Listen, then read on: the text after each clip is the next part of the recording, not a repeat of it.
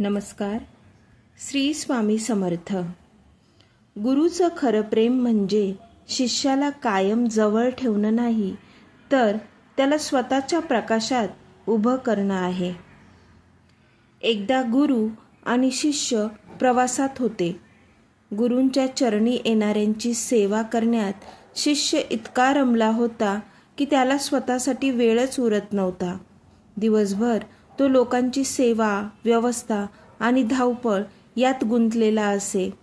त्याच्या मनात एक समाधान होतं. मी गुरूंची सेवा करतोय म्हणजेच सर्व काही योग्य चाललं आहे. एके रात्री गुरूंनी त्याला जवळ बोलावलं. प्रेमाने विचारलं, स्वतःसाठी कधी बसतोस का? साधना करतोस का? शिष्य थोडा गोंधळला.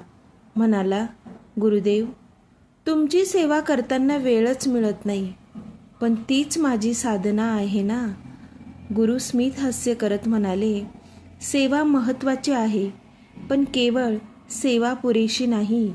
स्वतःच्या अंतःकरणात डोकावणं, भगवंताशी नातं जोडणं ही खरी साधना आहे.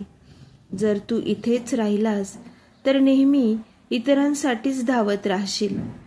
स्वतःला ओळखण्यासाठी तुला एकांत आवश्यक आहे. हे ऐकून शिष्याच्या डोळ्यात पाणी आलं. गुरुदेव, तुमच्याशिवाय मी कसा राहू? गुरु प्रेमाने म्हणाले, आम्ही कधी दूर नसतो, पण लक्षात ठेव, झाडाखाली झाड वाढत नाही.